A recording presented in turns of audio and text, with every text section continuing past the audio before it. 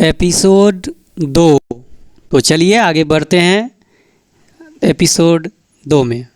होने का प्रयास कर रहा हूं कि शेयर बाज़ार में निवेश करने के लिए आपको बहुत ज़्यादा उचित शिक्षित होने की आवश्यकता नहीं है तथा ना ही आपको निवेश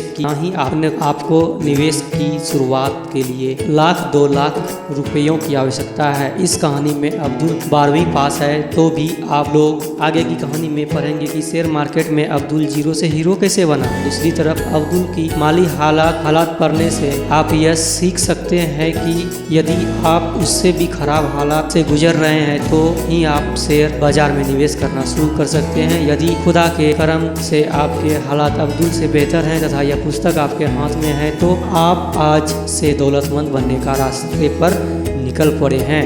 इसके लिए मैं आपको अग्रिम बधाई देता हूं। तो शेयर बाजार में सफलता होने के लिए क्या नहीं है तथा बुनियादी आवश्यकता क्या है। 12वीं तक शिक्षा, यद्यपि इससे कम शिक्षा भी चलती है, परंतु मेरे अनुसार 12वीं तक शिक्षा फाइनेंशियल मार्केटिंग के कदम रखने के लिए जरूरी है। 18 वर्ष की आयु, 3 से 4 हजार रुपया प्रति माह की नियमित मासिक आमदनी। यहाँ इसका अर्थ यह नहीं है कि आपको 3,000 से 4,000 रुपया मासिक शेयर बाजार में निवेश करने हैं। मेरी विधि में आपको अपनी कुल मासिक आय का सिर्फ 10% शेयर बाजार में निवेश करना होता है। अतः यदि आपकी 3,000 से 4,000 मासिक आय है तो प्रतिवर्ष सिर्फ 300-400 रुपये ही निवेश करना है। बाकी आपको इस पुस्तक में आगामी अध्यायों में सब कुछ समझ में आ जाएगा। तो चलिए आगे चलते हैं एपिसोड 2 की ओर। शेयर बाजार के लिए पहला कदम। सर, आपने यह गाड़ी कितने में ली? अब्दुल ने कार चलाते हुए चंदू से पूछा। 1,37,500 रुपये में, चंदू ने जवाब दिया। फाइनेंस करवाया होगा सर? नहीं यार, अब्दुल ने अगले प्रश्न का जवाब दिया। नहीं, मैंने शेयर बाजार से एक ही दिन में 1,37,500 रुपये कमाए और यह पुरानी सेंट्रो कार ले ली ताकि सीख भी सकूं और अपने परिवार के साथ यात्रा भी कर सकूं। ओह, शेयर बाजार तो बहुत खतरनाक होता है ना सर? अब तो आपको कभी घाटा होगा तो कभी आपको यह गाड़ी बेचनी भी पड़ सकती है। मैं जिस विधि से बाजार में निवेश करता हूँ उसमें कभी घाटा नहीं होता। अब्दुल, तुम चाहो तो उस विधि से तुम भी निवेश कर सकते हो। अब्दुल बोला। नहीं सर, मेरे तो खाने के लिए लाले पड़ रहे हैं। पर टैक्सी स्टैंड पर एक किराना दुकान की व्यापारी योगेंद्र मेरा मित्र है। वह काफी दिन से शेयर बाजार में निवेश करने का इच्छुक है। अपनी यात्रा के बाद मैं एक दिन योगेंद्र को लेकर आपके पास आऊंगा। आप थोड़ा गाइड करने की कृपा करेंगे तो मेरे मित्र को किराना की दुकान से छुटकारा मिल जाएगा, क्योंकि वह किराना के धंधे से ऊब गया है तथा कोई बड़ा व्यापार करना चाहता है जिससे उसको फायदा मिले। ठीक है ना सर? चंदू ने उत्तर दिया। यात्रा की समाप्ति पर एक दिन अब्दुल योगेंद्र को लेकर घर आया। चंदू ने बाजार का काम शुरू करने के लिए बुनियादी आवश्यकताओं बताते हुए कहा। योगेंद्र, सबसे पहले आपको डीमेट खाता खुलवाना होगा। यह डीमेट खाता क्या होता है? योगेंद्र बोला। कहाँ खुलता है? योगेंद्र ने पूछा। सर बोले, डीमेट खाता अपने बैंक के बचत खाते की तरह है। जैसे आप बचत खाते में से पैसा जमा करते हैं, वैसे डीमेट खाते में आपके शेयर व म्यूचुअल फंड की यूनिट्स इलेक्ट्रॉनिकली जमा रहती है।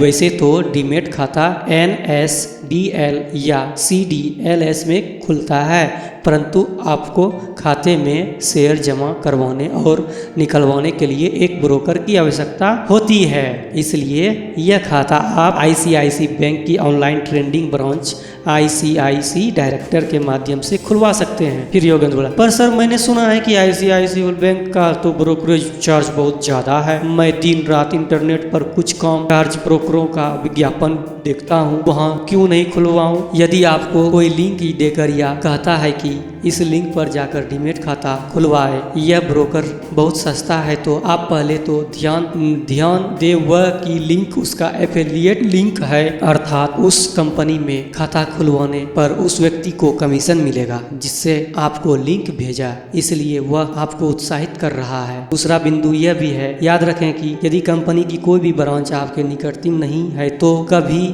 आप खाता बंद करवाना चाहेंगे तब आपको ब्रांच में जाने की जरूरत नहीं होगी। होगी तब क्या होगा? क्या आप सुविधा से ब्रांच में जा पाएंगे या आपको खाता बंद करवाने की किसी मेट्रो शहर में जाना पड़ेगा? देखो योगेंद्र, ICICI डायरेक्टर ज्यादा ब्रोकरेज लेता है क्योंकि वे आपको एडवांस ऑनलाइन ट्रेडिंग की सुविधा देता है। उनकी वेबसाइट इस क्षेत्र में सबसे पुरानी है, वह सबसे ज्यादा फीचर वाली है, ऐसा मुझे महसूस होता है। साथ ही ICICI बैंक भी है, इसलिए जब आप शेयर म्यूचुअल फंड लेंगे तो आपके बैंक खाते से अपने आप पैसे कट जाएंगे तथा बेचेंगे तो धनराशि आपके खाते में जमा हो जाएगी, जो पेपरलेस वर्क है। परंतु यही काम आप अन्य ब्रोकरेज से करते हैं तो आपको चेक द्वारा ये लेन देन करने पड़ सकते हैं, जो काफी परेशानी से भरा हो सकता है। ठीक है ना योगेंद्र? कुछ समय के सटीक से के बाद योगेंद्र बोला, एक्चुअली सर मैं यह कहना चाहता हूँ कि मैं एक खुदरा किराना व्यापारी हूँ। मेरी दुकान पर पूरे दिन ग्राहकों की लाइन लगी रहती है। किराना सामान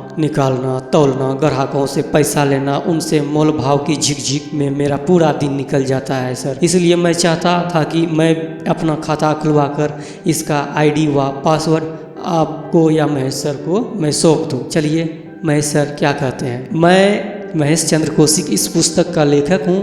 आपने मेरे ब्लॉग्स या पुस्तकें पढ़ी हो तो समझ रहे होंगे कि चंदू मुझसे प्रेरणा लेकर स्टॉक मार्केट में आया था। ठीक है, अब आगे चलते हैं कहानी की ओर। वो दे देता हूँ, आप लोग मेरे लिए ट्रेड करते रहना, इसलिए मैं ये फीस भी देने के लिए आपको तैयार हूँ। यह सुनकर चंदू खूब हंसा फिर बोला, बिल्कुल सही बात है, मैंने अपने गुरु महेश कौशिक को 5 वर्ष पहले कही थी। तब उन्होंने बताया कि चंदू, पहली बात तो यह है कि आप जितने व्यस्त हैं उतनी ही व्यस्त आजकल हर व्यक्ति होता है। मैं स्वयं अपना व अपनी पत्नी के खाते का विवरण भी अच्छी तरह मेंटेन नहीं कर सकता, तब भी अपनी सहायता से कैसे कर सकता हूँ। दूसरी बात यह है कि हर व्यक्ति महेश चंद्र कौशिक नहीं होता। यदि आप इस फीस ऑफर करेंगे, आपको कोई लालच व बेईमानी व्यक्ति मिल गया तो आपसे फीस भी लेंगे और आपके खाते में अंधाधुंध ट्रेड करके आपको नुकसान भी झेलना पड़ सकता है। अस्थायी धन कमाने के लिए